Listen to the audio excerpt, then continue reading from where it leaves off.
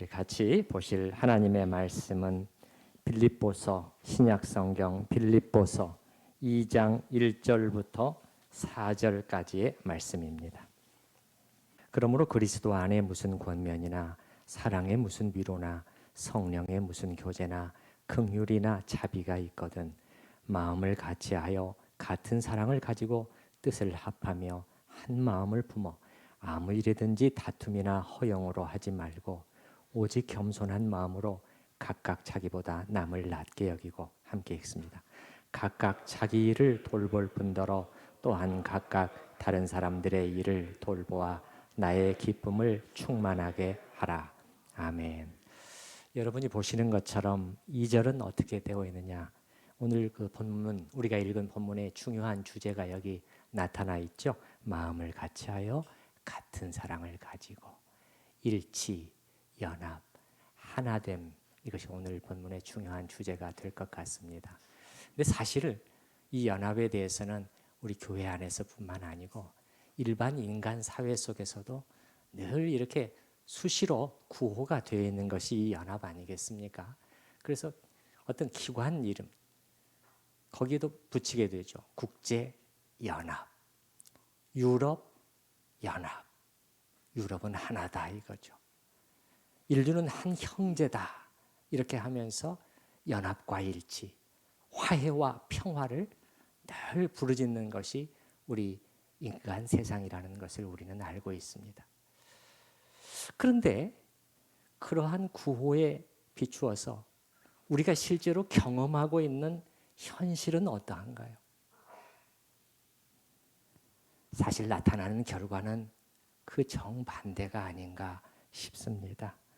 화해와 연합 대신에 그 반대인 적대시, 미움, 분리와 분열이 도처에서 깔려 있는 것을 우리는 보게 됩니다.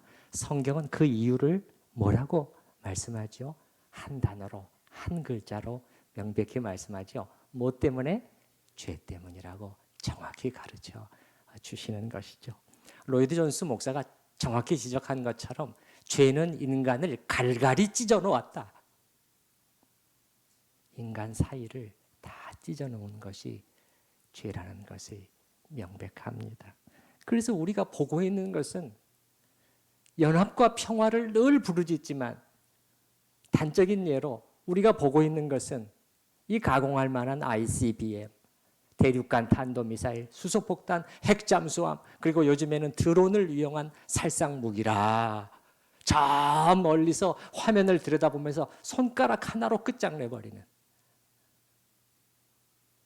그리고 인간은 이 가공할 위력을 가진 무기들을 만들어 놓고 서로 떨고 있어요. 서로가 서로를 두려워하면서 하나됨이 이루어지지 않고 있는 현실을 우리는 뚜렷이 보고 있는 것이죠. 또 나라와 나라 사이뿐만이 아니고 한 나라 안에서도 마찬가지죠. 지금 우리 대한민국을 보게 되면 온 나라는 사분오열, 찢어질 대로 찢어지고 혐오의 대상을 계속해서 늘려가고 있는 것 같습니다. 심지어 남자와 여자도 서로 간에 적대시하고 있는 이 비참한 현실을 보게 되면서 여러분은 어떤 생각이 드시나요? 참으로 이 나라에서는 이제 말을 바꾸어서 만인의 만인에 대한 혐오라고 말을 해야 되나? 도대체 이 나라가 어디까지 갈 것인가? 남혐, 여혐 이런 단어가 우리 귀에는 이제는 더 이상 낯선 단어가 되지 않았습니다. 여러분 어떻게 말이죠? 참 대단해요. 순식간에 인류의 절반을 적으로 만들어버렸어요. 참 이게 어떻게 하나님께로부터 온 것일 수가 있겠습니까? 이거는 명백히 사탄의 장난입니다. 다 찢어놓고 다 적으로 만들어버려서 그 결과가 우리에게는 뭘 가져다 줄까요? 그렇게 된 결과가. 하나님의 창조 질서 속에서는 이게 하나님께로부터 오지 않았다는 것이 명백한 것은 하나님의 계획 속에서는 남자와 여자가 이 하나가 되어 둘이 한 몸을 이룰지로다. 그래서 사랑 가운데 하나됨을 이루는, 이 땅에서 아름다운 가정들을 이루는 그것인데, 이 그 대상을 미워하게 만들고 있으니 말이죠. 약간 다른 얘기지만 이렇게 남자와 여자가 서로 미워하게 되고 있으니 이 나라에서 어떻게 결혼율이 올라갈 수가 있겠어요? 이 위정자들이 그걸 못 보고 있어요. 자, 이것은 세상의 얘기지만, 자, 그럼 이런 하나됨에 대해서 성경은 뭐라고 우리에게 말씀하실까요? 사도 바울의 시각에 따르면은 이 연합, 하나됨이라는 것은 예수 믿는 사실 그리스도인들 안에서만 가능해요. 제가 이제 점점 그걸 입증을 해드릴 텐데, 자, 이제 사도가 이 하나됨에 대해서 어떻게 풀어가는지 우리가 성경을 통해서 살펴보도록 하십시다. 자, 혹시 기억하실지 모르지만 이미 지난 주일에 사도는 27절인가요? 여러분 27절 뒤쪽에 잠깐 보시면 이 주제를 이미 다뤘었어요. 그래서 어떤 표현을 썼었죠? 27절 저 뒤쪽에 보면 너희가 한 마음으로 서서 한 뜻으로 협력하세요. 이렇게 가르쳤는데 몇 절이 지나지 않아서 2장에 지금 오늘 본문에서 사도는 다시 하나됨의 중요성에 대해서요, 앞보다도 더 강조해서 가르치고 있는 것을 여러분이 보시나요? 우리 2절 한번 같이 읽어보실까요? 마음을 같이하여 같은 사랑을 가지고 뜻을 합하며 한 마음을 품어, 곱하기 4지 않습니까, 여러분? 마음을 가지고 같은 사랑, 뜻을 합하여 한 마음을 품어야 됩니다. 여러분, 사도는 왜 이렇게 하고 있을까요? 왜 그리스도의 공동체인, 이 그리스도인의 공동체인 이 교회 안에서 이 연합을 이토록 중요시하고 있는 이유가 뭘까요? 교회는 왜 하나가 되어야만 하는 것일까요? 그렇게 안 되면 안 됩니까? 사실 굳이 그 이유를 다 설명할 필요도 없지만 제가 한 3가지 정도로 간단한 이유를 살펴볼게요. 첫째는 뭐죠? 우리는 한 몸이기 때문에 그래요. 따라서 보십시다. 한 몸. 많이 들은 단어죠. 여러분, 사람의 한 몸 안에서 팔과 손가락이 전부 따로 놀아요. 왼발과 오른발이 전부 다 생각이 달라요. 제각기 움직이려고 해요. 그럼 몸은 아무 일도 못하게 되잖아요. 그리고 우리는 이 머리가 예수 그리스도시라는 거예요. 머리이신 예수 그리스도가 우리가 지체라는 거예요. 그 예수 그리스도의 뜻을 따라서, 한 뜻을 따라서 한 공동의 목표를 향해서 나아가야, 움직여야 되는 것이 교회이기 때문이라는 거예요. 그게 첫 번째 이유예요. 우리가 교회가 하나됨을 포기해서는 안 되는 이유죠. 사도가 왜 이렇게 또 그 부분을 다시 2장에서 다시 이렇게 곱하기 4로 설명하고 있는가? 그 다음에 두 번째, 세 번째 이유는 본문을 통해서 살펴보려고 그래요. 여러분, 본문에서 보시게 되면은 1장 28절을 잠깐 보시게 돼요. 1장 28절이 어떻게 시작되냐면 무슨 일에든지 대적하는 자가 나오고요. 29절에서는 고난이 나오고요. 대적하는 자들과 관련된 고난이죠, 사실은. 그리스도인의 고난이죠. 그다음에 30절에는 싸움을 또 얘기를 해요. 그 무엇을 말해주는 겁니까? 우리 그리스도인들에게는 이 바깥에 있는 대적하는 사람들이 있다는 거예요. 어떻게 해서든지 우리의 신앙을 무너뜨리려고 하는 사람들, 어떻게 해서든지 우리를 비웃고 또 공격하고 또 어떻게 해서든지 포기하게 만들려고 하는 이 대적하는 자가 있다는 거예요. 그들에 맞서서 우리는 안에서 서로 손가락질을 할 게 아니라 뭉쳐서 나가야 될 상황 속에 있는 사람들이 그리스도의 교회이기 때문에, 이게 두 번째는 하나가 되어야 될 이유가. 그 다음에 세 번째는 2장 1절인데요.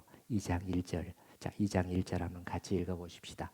그러므로 그리스도 안에 무슨 권면이나 사랑의 무슨 위로나 성령의 무슨 교제나 긍휼이나 자비가 있거든.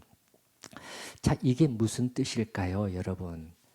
2장 1절에 맨 뒤는 있거든 이렇게 되어 있잖아요. 문법적으로는 있으면 이런 뜻이에요. 근데 이제 학자들은 이게 가정이나 조건을 사실 사도가 말하는 것이 아니라 있게 되면 그렇게 가정적으로 말하는 것이 아니라 확실성, 이미 있지 않느냐 그런 의미로 이 단어를 쓰고 있다고 보통 말을 해요.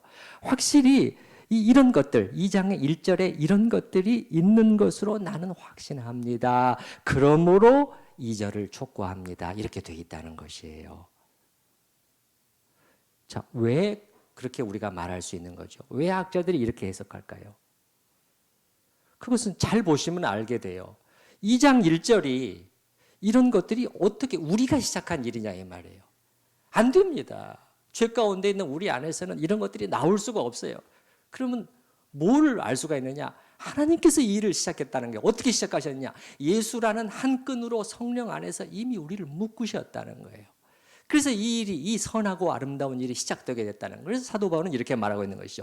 빌립보 성도들이여, 여러분 안에 하나님께서 이 선한 일을 시작하지 않으셨습니까? 어떤 일이죠? 2장 1절 다시 한번 보시기 바랍니다. 참으로 선하고 아름다운 일이죠. 그리스도 안에서의 권면, 이건 격려를 말합니다. 서로 격려해 주는, 서로 격려해 주는 거죠. 그 다음에 사랑 속에서의 위로가 있어요. 사랑 속에서 성도는 그렇게 하는 사람들이에요. 그 다음에는 성령 안에서의 교제가 있어요. 그 다음에 긍휼, 서로 불쌍히 여기고, 그 다음에 자비가 있어요. 자비심, 이런 따뜻한 마음들이 오고 가게 된다는 것이죠. 이것이 어떻게 우리 안에서 시작되느냐? 그게 아니라는 거예요. 하나님께서 여러분 안에서 이 선한 일을 시작하시고 이끌어 가시지 않습니까?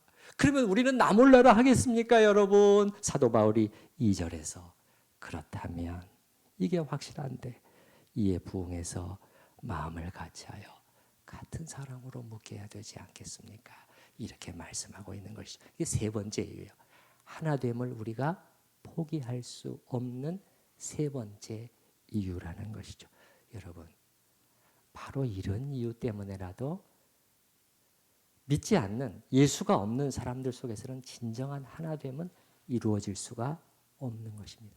그 안에 하나님이 행하고 계신 사람들 속에서 유일하게 가능성이 열리게 되는 것입니다. 그런데 여기 3절에 여러분이 보시게 되면 약간의 주제 이동이 있는 것처럼 보여요. 사도는 2절에서 이렇게 강조하고 이렇게 하나됨을 얘기하고 있다가 갑자기 3절에서는 무슨 주제로 바뀌죠? 여러분 3절 아무 일에든지 다툼이나 허용으로 하지 말고 오직 무슨 마음으로? 겸손한 마음으로. 하나됨을 얘기하다가 겸손이라는 주제로 옮겨가고 있고요. 그리고 이 주제를 계속해서 또 다루고 있어요. 그래서 예를 들면은 그리스도의 겸손으로 또 계속해서 이어지는 거죠. 8절 같은 경우 오늘 읽지는 않았습니다. 8절 말씀을 보시게 되면 사람의 모양으로 나타나사 자기를 낮추셨다. 겸손 아니겠습니까? 그리스도의 겸손. 자, 여러분 왜일까요? 여기서 뭔가 좀 중요한 힌트가 우리에게 지금 온다는 것입니다. 왜 사도는 하나됨을 말하다가 갑자기 겸손에 대해서 이렇게 길게 권면하고 있느냐는 것이죠. 제가 찾아낸 답은 이렇습니다. 하나됨을 위해서 뜻밖의 가장 중요한 것 중 하나가 바로 이 겸손이라는 거예요. 아시겠나요? 또 이 교회 안에 연합을 이루기 위해서죠. 교회 안에 연합을 이루기 위해서. 자, 그래서 오늘 우리가 여기 붙잡아내야 되는 중요한 지금 핵심 진리가 이것입니다. 겸손이 없이는 연합이 이루어지지 않는다는 것입니다.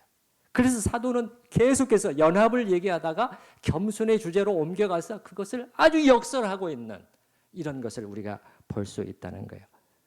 여러분, 약간 다른 얘기입니다만은 이것만 봐도 예수를 믿지 않는 사람에게는 연합이 불가능하다는 것을 다시 알 수 있어요. 왜 그렇죠? 왜 그렇죠? 예수 없는 사람들 안에는 겸손이 없기 때문이에요. 사도는 겸손이 없으면 연합이 안 된다는 거예요. 무슨 겸손이요? 여러분, 저는 지금 겸손의 모양을 말하는 것은 아닙니다. 그저 뭐 이렇게 절하고 네네 그런 겸손한 척을 말하는 것은 아닙니다. 그럼 겸손은 어디서 시작되는 거죠? 겸손은 어디서 시작될까요? 하나님 앞에서 내가 누구인가? 내가 어떤 존재인가? 여기서 시작되는 것이에요. 그러면은 그리스도인들은 어떤 사람들이에요? 그리스도인들의 그런 무엇을 인정하고 고백하는 사람들이죠? 주님 앞에서 제가 주님 죄인입니다. 그것도 아주 악한 죄인입니다. 여러분 이거 다 고백하시죠? 그렇죠? 예. 이런 고백이 없다면 그리스도인은 아니죠. 교인이 될 수 있을지는 모르지만. 그래서 저는 이렇게 생각하는 거예요. 그리스도인은 기본적으로 이미 겸손한 사람들이에요, 사실은. 기본적으로 겸손한 사람들이에요. 하나님 앞에서 우리가 이렇게 말할 수 있는 건 여러분의 힘으로 된 거 아니에요. 죄인입니다.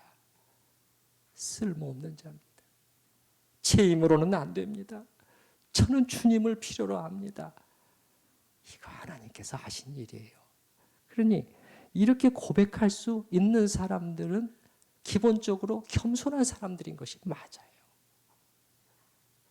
제가 아직 불신자였을 때 어느 종교를 가져볼까 그렇게 생각을 할 때 저울질을 해볼 때 기독교인들을 보게 되면 맨날 죄인입니다. 무릎 꿇고 잘못했습니다. 뭐 아무것도 할 수 없습니다. 이렇게 기도하는 것 같은데 언뜻 보기에 잘 모르지만 교회를 안 나갔으니까 모르지만은 기독량으로 이렇게 보면은 근데 불교에서는 이렇게 자기를 저 위로 끌어올려서 최고의 경지, 해탈의 경지까지 이르게 해준다 했을 때 저한테는 오히려 그게 더 매력적으로 느껴지는 것이에요. 그러나 제가 예수를 믿고 나서 나중에 깨닫게 되었죠. 이러한 생각을 가진 자체가 교만이었구나. 참으로 커다란 교만이었구나. 하나님의 위치를 찬탈한 자의 교만이었다는 것을 나중에 깊이 깨닫게 됩니다. 하나님과 사람의 위치가 바뀌어 있는 거예요. 하나님처럼 되려고 하는 그런 것이죠. 다음 주에 제가 좀 더 자세하게 이 부분을 신학적으로 풀어드리겠습니다만. 그래서 예수를 믿지 않는 자체가 여러분 이미 교만이에요. 이미 교만입니다. 그리고 그리스도 없는 사람들 착하고 온유해 보일지 모르지만 하나님은 다 보고 계십니다. 그 안에 교만이 꽉 자리 잡고 있어요. 기본적인 겸손이 없는데 어떻게 그게 교만하지 않을 수 있겠어요? 그 안에 지독한 교만이 딱 자리를 잡고 앉아 있어요. 그러니 연합이 불가능하다. 하나 되면 안 돼요. 여러분 다시 한번 말씀드립니다. 성경의 진리에 따르면 예수 없는 사람들 속에서는 진정한 하나됨이 가능하다, 불가능하다? 불가능해요. 늘 하나됨과 일치와 연합과 평화를 부르짖지만 저는 알 수 있어요. 단언할 수 있는 것이죠. 예수님 오실 때까지 안 됩니다. 예수님 오실 때까지 안 돼요. 자, 우리는 이렇게 기본적인 겸손을 가지고 있으니 얼마나 다행스러운 위치에 있는지 모르고 정말 감사해야 되겠죠. 그러나 여기에 만족해서는 안 되고 더욱 이 진정한 겸손을 향해 이제 나아갈 것을 사도는 우리에게 가르치고 있는 것 같아요. 왜냐하면은 이게 포기할 수 없는 교회의 하나됨을 위해서 꼭 이게 성취가 돼야 되거든요. 겸손. 이걸 뒤집어서 말해보면 이것이죠. 교회의 하나됨을 방해하는 가장 중요한 요소가 겸손의 반대는 뭐죠? 교만이라는 것도 우리가 알 수가 있는 것이죠. 사도는 그렇게 말을 하고 있는데 자, 3절을 잠깐 같이 보십시다. 3절. 아무 일에든지 다툼이나 허용으로 하지 말고 그 다음에 이제 반대예요. 이것과 반대 오직 겸손한 마음으로. 그러니까 뒤쪽은 겸손이죠. 앞쪽은 겸손의 반대인 교만이에요. 근데 사도는 교만이라는 말을 쓰지 않고 무슨 단어를 썼죠? 다툼과 허용이라는 두 단어로 교만을 다른 식으로 표현하고 있으니 이 두 단어가 굉장히 또 교만과 관련된 단어구나 하는 것을 우리가 금방 알게 되는 것이죠. 그 의미를 우리가 좀 확인해 볼 필요가 있겠죠. 자, 다툼이라는 것은 언뜻 생각하면 그냥 무슨 싸우고 부딪히고 이런 것 같은데 이거 사실 번역이 좀 적절하지는 않아요. 이미 지난번에 우리가 1장 17절에 나왔었어요. 이 단어가. 그게 어떤 사람들이었죠? 바울을 치기 위해서, 바울을 괴롭히기 위해서 그릇된 동기로 복음을 전하는 사람들을 뭐라고 표현했냐면 이들은 순전하지 못하게 다툼으로 그리스도를 전한다는 거예요. 그럼 뭐 싸우면서 전한다는 게 아니에요. 그럼 이 다툼이란 단어는 무슨 뜻이다? 경쟁심이라고 제가 말씀드려요. 경쟁심으로, 경쟁. 내가 더 잘났냐? 내가 더 이게 경쟁심으로 복음을 전하. 그래서 많은 영어 성경들은 이기적인 야망으로 번역을 해놨어요. 이 다툼이라는 단어를. 그래서 여기서의 다툼은 그냥 싸우는 걸 말하는 것이 아니고 교만의 한 다른 표현인데 이 경쟁심과 이기적인 야망이요. 그 다음 두 번째 단어는 뭐죠? 허영이잖아요. 허영. 이 단어는 또 무슨 뜻이냐? 그 자체에 자만심이라는 뜻도 있지만 이 원래적인 중요한 뜻은 뭐냐면은 헛된 영광, 그런 뜻을 가지고 있어요, 여러분. 헛된 영광. 따라서 해보십시다. 헛된 영광. 비어있는 영광이라는 거예요. 비어있어요. 영광이 자기에 대한 과대평가를 해서 실체는 하나도 없으면서 영광만을 추구하는, 이거를 추구하는, 그거를 사도 바울은 또 허영이라고 이렇게 말하고 있다는 것이죠. 그래서 갈라디아서 5장 26절에서는 이 단어를 헛된 영광이라고 번역을 해놨습니다. 갈라디아서 5장 26절은 이렇게 되어 있죠. 헛된 영광을 구하여 서로 격동하고 서로 투기하지 말지니라. 서로 질투하지 말. 여기서 나오는 갈라디아서 5장에는 헛된 영광. 차이점은 여기 다툼, 여기 나와 있는 우리가 지금 읽은 3절에서의 다툼. 명사, 형용사 차이기 때문에 같은 단어입니다. 사실은. 그래서 자기를 과대평가해서 자꾸 헛된 영광을 추구하게 되면 그 안에 교만이 잉태되게 된다는 것을 사도는 가르쳐주고 있는 것이죠. 참으로 이러한 상황에 빠지지 않도록 우리 모두가 특별히 교회 안에서 주의를 해야 할 줄로 압니다. 특별히 모든 성도가 하나도 빠짐없이 해당이 되지만은 교회의 지도자들은 더 그렇겠죠. 말할 필요가 없겠죠. 당연히 저로부터 시작돼야 되지 않겠습니까?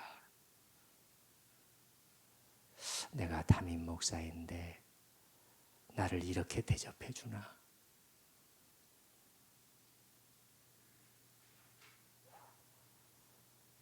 사도 바울은 어떤 대접을 받았는가? 아니, 예수님은 또 어떠신가? 교만이에요. 그래서 여러분, 하나님의 사람들은요, 이 교만을 처리하지 않고 방치해 두게 되면 자기 영혼을 파괴할 뿐만 아니라 공동체를 또 파괴해야 한다는 것을 알았기 때문에 수시로 이걸 체크를 하는 것을 볼 수가 있어요. 예를 들어서 조나단 에드워즈 같은 분은 자기 그 점검 리스트에 뭐를 넣어놨냐면은 그 문장을 다 적어놨잖아요. 나는 다른 사람이 나를 반대하고 내가 당연히 받아야 한다고 생각하는 존경심을 보이지 않는 것 때문에 그 사람을 미워하고 있지는 않는가? 이 문장을 적어놓고 수시로 체크했다는 거예요. 아니, 우리 생각에는 누구나 그렇지 않아? 아니라는 거예요. 교만의 또 다른 얼굴이라는 거예요, 그게. 심지어 성 어거스틴 같은 경우는요, 사람들의 칭찬을 듣고 기분이 좋아지는 것까지 하나님 앞에 경계를 하고 있더라고요. 이게 자만심을 부채질하게 된다는 거예요. 그러면서 어거스틴이 기도하고 있는 거예요. 주님, 저를 이 깊은 질병으로부터 고쳐주세요. 너무너무 진실한 기도를 드리고 있는데, 아니, 사람의 칭찬을 받고 다 기분 좋아지게 마련인데 아니라는 거예요. 자만심을 부채질하게 된다는 것이죠. 저는 이걸 보면서 이분이 정말 하나님의 사람이구나. 율법주의자가 아닙니다. 어거스틴은 은혜의 신학자예요, 여러분. 은혜의 신학자예요. 종교개혁에서 어거스틴이 다시 등장했잖아요. 은혜의 교리를 다시 한번 되찾아왔다 그렇게 말하잖아요. 율법주의자가 아니에요. 그러나 그렇게 은혜 안에서 하나님 이 깊은 질병 속에 망가져버린 저희 영혼을 복음 안에서 고쳐주세요. 고쳐주세요. 이렇게 기도하고 있는 것이죠. 그래서 저뿐만 아니라 저에서부터 시작해서 우리 모든 또 지도자들, 교역자들, 모든 장로님들 늘 기도해야 되고 자신을 살펴야 될 줄로 압니다. 우리가 3주 후에 임직식이 계획되어 있습니다마는 제가 피택된 장로로 세워지는 우리 5분 집사님들과 대화하면서 이렇게 간곡히 또 부탁드린 내용도 제가 5가지를 부탁을 드리면서 그 중에 하나가 이거였어요. 예, 바로 이거였어요. 물론 우리 교회는 이런 부분에서 잘 되고 있는 교회라고 저는 생각을 해요. 그러나 만에 하나라도 여러분의 마음속에 그분들을 향해서 제가 부탁드릴 때 여러분의 마음속에서 내가 이제는 집사가 아니고 장로인데 교인들이 나를 이렇게 대접해 주나. 만약에 여러분의 마음속에서 그 생각이 들기 시작하면 여러분은 이미 잘못된 것입니다. 제가 이렇게 말씀드렸어요. 사탄이 교만의 씨앗을 살짝 뿌리고 도망간 거예요. 이거 붙잡아내지 못하면은 이게 점점 자기 영혼을 파괴시켜가는 것인데. 그때 여러분이 기억하셔야 될 주님의 말씀은 베드로전서 5장 말씀.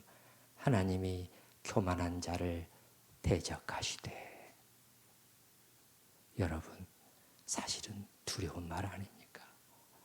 하나님은 교만한 자를 대적하신다는 거예요. 겸손한 자들에게는 은혜를 주시되 교만한 자를 대적하신다. 여러분, 하나님이 대적해버리면, 그 사람을 대적해버리면 누가 누가 견뎌낼 수 있겠어요? 두려운 말씀이라니까요. 제가 바라는 것은 우리 교회 안에서 이런 말들이 나오는 것이죠. 우리 천우교회 안에서 제일 겸손한 분들은 장로님들이야. 저는 그렇게 될 수 있다고 생각합니다. 예, 얼마나 좋아요. 근데 여러분, 이렇게 자기를 낮추고 섬기는 자의 자리로 들어가면은 사람들이 어떻게 대할 것 같아요? 무시할 것 같습니까? 아이고, 저 사람 좀 그렇지 않아요. 반대입니다. 반대예요. 성도들도 말은 하지 않지만 존경합니다. 저도 존경할 거예요. 제 마음속에서. 아이고, 하나님 아버지, 이렇게 겸손한 장로님들과 함께 섬기게 해주신 은혜 감사드립니다. 이런 기도가 나오게 되는 것이죠. 자, 이제 사도 바울은 교만을 극복하기 위한 방안을 우리에게 어떻게 제시하고 있는지 또 역시 말씀을 통해서 살펴보도록 하십시다. 이건 일종의 훈련입니다, 여러분. 사실은 훈련하라는 거예요. 한 번에 안 됩니다, 절대. 그래서 매일 체크하지 않습니까? 이 경건의 연습을 하라는 것이죠. 사도 바울은 3절에서는 먼저 부정으로, 뒤쪽에서는 긍정으로 우리에게 권면하고 있는데요. 먼저 부정 2가지는 방금 살펴봤지만 이 2가지죠. 아무 일에든지 다툼이나 허영으로 하지 말고, 그러니까 하지 말아라, 그러니까 부정인 것이죠. 이 2가지, 다툼과 허영, 이기적 야망, 경쟁심, 헛된 영광을 추구하는 거, 이거 비슷한 생각이라도 들면, 이거 비슷한 생각이라도 이렇게 찾아오면은 이거 주의하고 경계하고 기도하고 지나갈 수는 있죠. 그러나 내 안에 또아리를 틀게는 하면 안 돼요. 예, 그거 허용하면 안 됩니다. 그걸 물리치라는 것이고요. 그 다음에는 긍정을 말하고 있는 긍정 2가지, 뒤쪽에 오직, 첫 번째는 겸손한 마음으로, 2번째는 각각 자기보다 남을 낮게 여기라. 자, 첫 번째는 겸손한 마음으로. 이거는 겸손이라는 것은 간단한 뜻이잖아요. 낮추는 거예요. 자기를 낮추는 거예요. 자기를 꽉 눌러서 낮추라는 게 자꾸 높아지려고 하는 자기를 계속해서 낮추라는 그러한 훈련을 하라는 것이죠. 그래야 나를 통해 주님이 존귀를 받게 되시거든요. 앤드류 머레이 목사 같은 경우는 이 연습을 매일 아침 하라는 거예요. 매일 아침. 자고 일어나면은 또 이렇게 돼 있다는 거예요.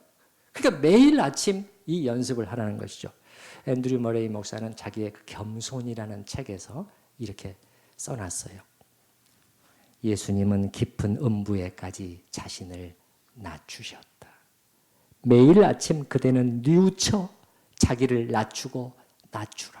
매일 아침 뉘우치라는 말은 내 속에 있는 이 교만의 악을 하나님 앞에 통회해야 된다. 아파해야 된다.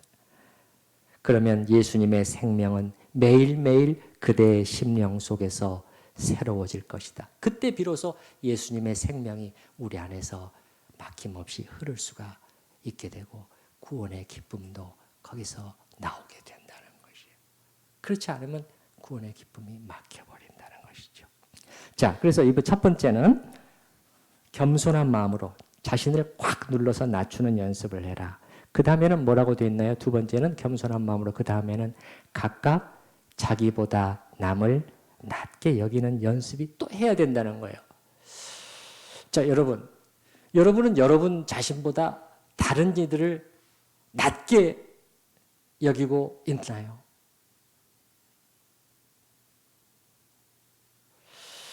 그러면 이제 나올 수 있는 이제 질문들이 사실 있으리라고 생각합니다. 아니, 모든 사람을 나보다 낮게 여기라는 건가? 아니, 저 사기꾼, 저 폭력배, 술주정뱅이도 더 낮게 여기라는 말인가? 그렇게 물었을 때 사도 바울은 꼭 그렇게 말하고 있는 것 같지는 않습니다. 어떤 극단적인 경우를 생각하면서 사도 바울이 이 말씀을 한 것은 아니고 교회 안에서 이 일반적인 그 성도들의 일반적인 관계 속에서 지체들을 이렇게 여기라, 이런 얘기인데, 그러면 또 나올 수 있는 질문이, 모든 저 사람은 지금 내가 분명히 이 점에 있어서는 나보다 더 못한데요? 그럼 어떻게 낮게 여길 수 있을까요? 그래서 저는 이 말씀을 이렇게 적용해 봤습니다. 저분에게도 나보다 나은 어떤 점이 있다는 것을 자꾸 인정하고 찾아내는 연습을 하라는 거예요. 여러분, 그렇게 되면 그 지체 안에, 또 때로는 내가 무시하고 판단하는 그 지체 안에, 물론 나보다 못한 점들도 많이 있을 수 있겠지만은 찾아보면은 좋은 점, 나보다 더 나은 점이 있을까요? 없을까요? 있습니다, 여러분. 있습니다. 반드시 있어요. 반드시 있습니다. 그래서 저는 그렇게 좋은 점을 또 우리가 찾아보면서 그 점을 인해 그분을 인정해드리고, 그런 또 연습을 우리가 부단히 해나가야 된다는 것이죠. 여러분, 그리고 남을 낮게 여기지 않으면 결국 나를 낮게 여기는, 더 뛰어나게 여기는 것인데, 우리가 아까도 말씀드렸지만 내가 누구인가를 알 때 그냥 피상적으로가 아니고요, 정말 하나님의 시각에서 나를 보기 시작한다면, 불꽃 같은 눈으로 내 전체를 감찰하시는 하나님 앞에 나를 정직하게 만약에 드러낼 수 있다면, 여러분, 나의 지금 실체 자체가 성도들 앞에 드러난다고 생각을 해보시기 바랍니다. 그렇다면 우리가 어떻게 내가 더 낫지 이렇게 말할 수 있겠어요? 예. 그 다음에 3절, 그 다음에 4절에서는 또 두 가지를 연습할 것을 권면하고 있는데, 4절, 각각 자기 일을 돌볼 뿐더러, 각각 자기 일을 돌보, 또한 각각 다른 사람들의 일을 돌보아. 이건 하나네요. 하나. 두 가지가 아니고. 그러면 이게 무슨 뜻일까? 돌본다는 단어가 사실 어떤 케어한다는 단어를 사용하고 있지는 않아요. 사도 바울이 여기서는 본다는 거예요. 주시한다. 나의 일만 보는 것이 아니라 다른 사람들의 일도 자꾸 보는 연습을 하라는 거예요. 그래서 이제 그 로이드 존슨 목사 같은 경우는 이걸 이렇게 이제 적용해 보는 것이죠. 자기 일을 돌보는 것이다. 이거는 이제 늘 이렇게 묻는 거예요. 내 권리가 뭐지? 내가 요구할 수 있는 게 뭐지? 내가 당연히 받아야 할 게 뭐지? 요거를 자꾸 보는 거. 그게 이제 자기를 돌보는 거. 그 다음에 이제 다른 사람들의 일을 돌보는 것이다. 그럼 뭘 자꾸 보냐면은 모든 사람에게 최선은 뭐지?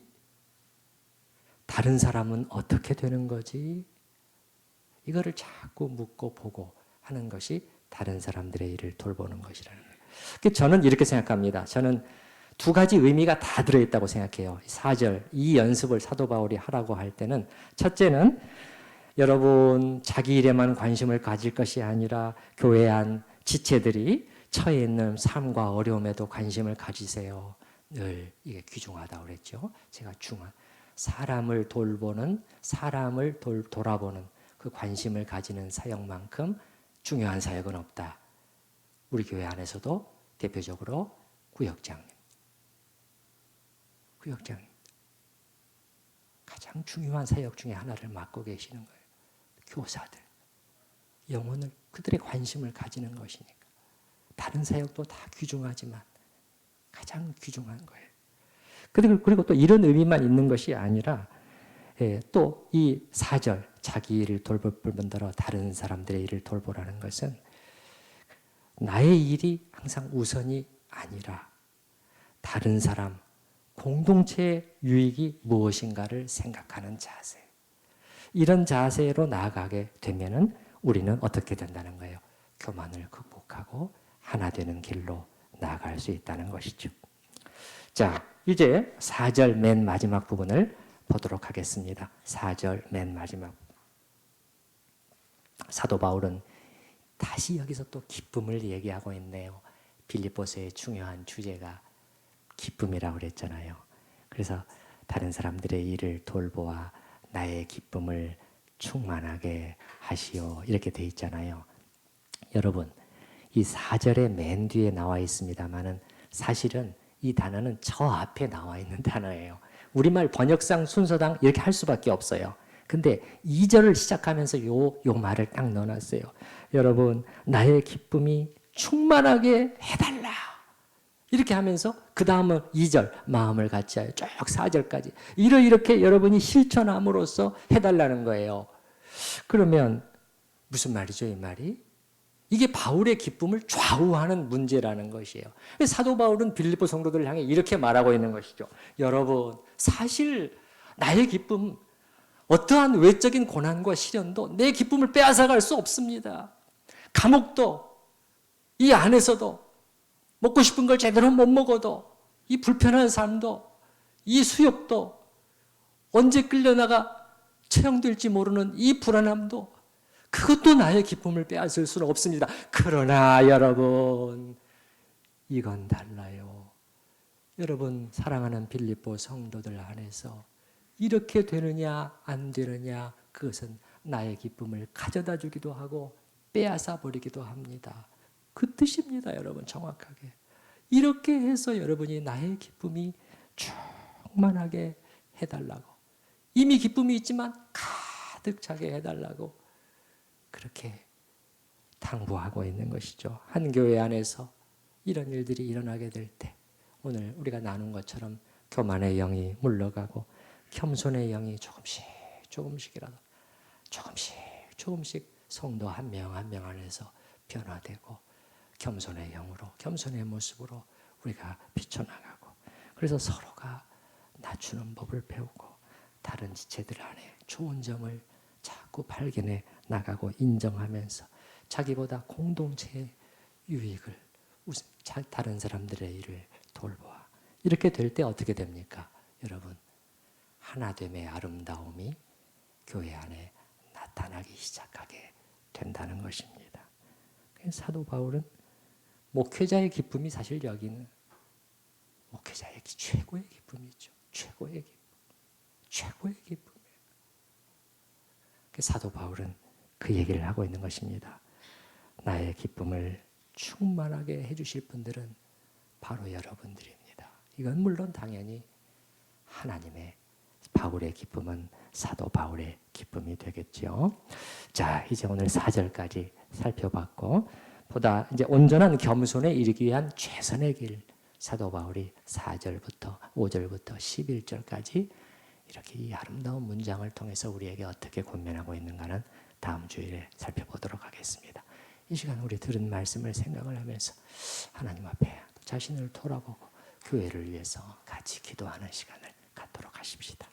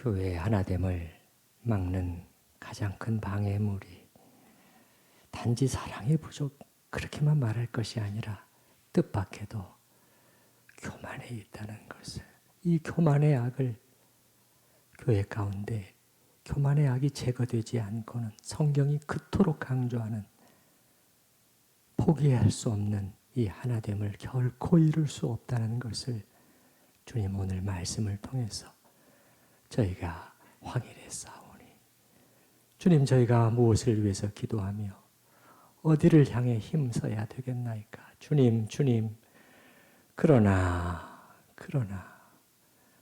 저희 안에 있는 이 거대한 악을 어찌 저희 힘으로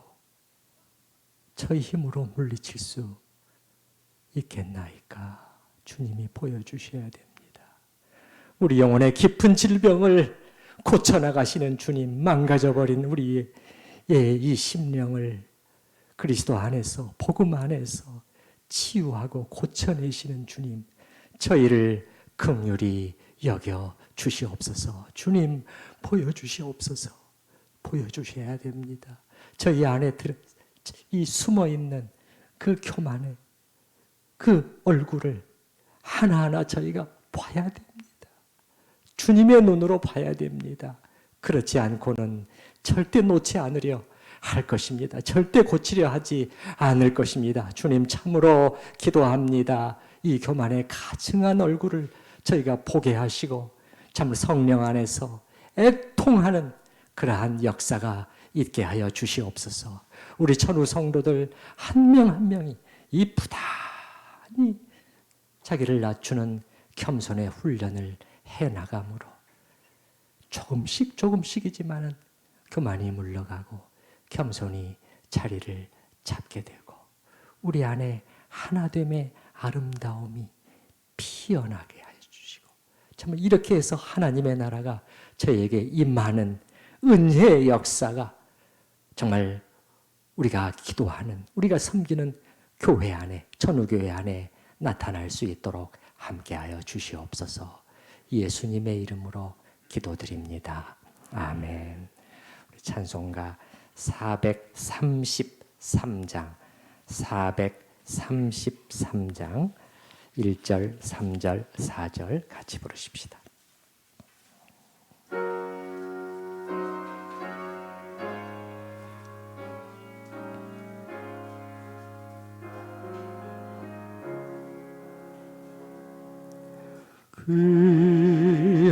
귀하신 주여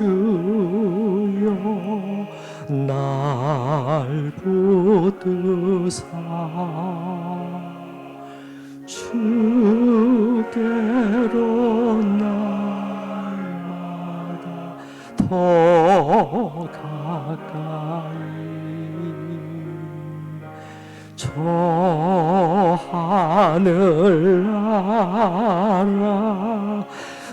올라가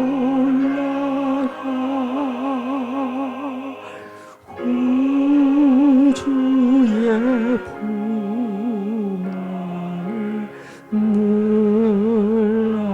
안기어 영생의 복받기 원합니다. 간악한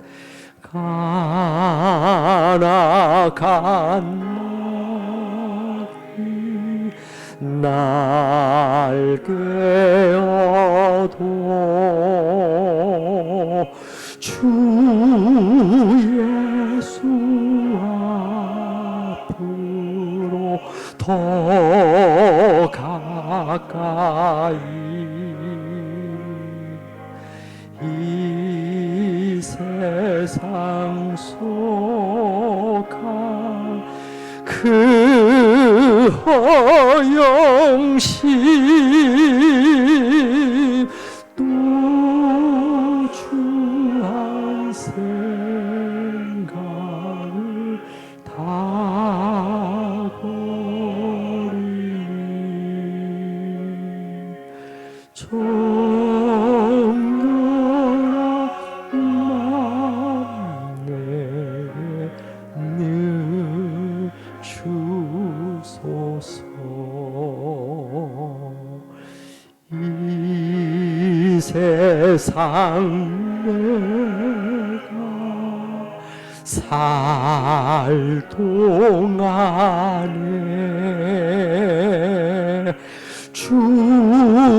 주께로 날마다 더 가까이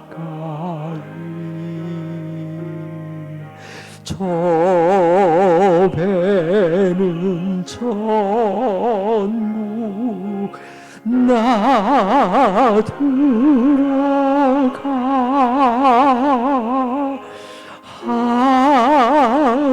한없는 복락을 다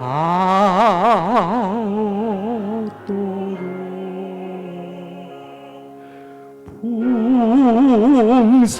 풍성한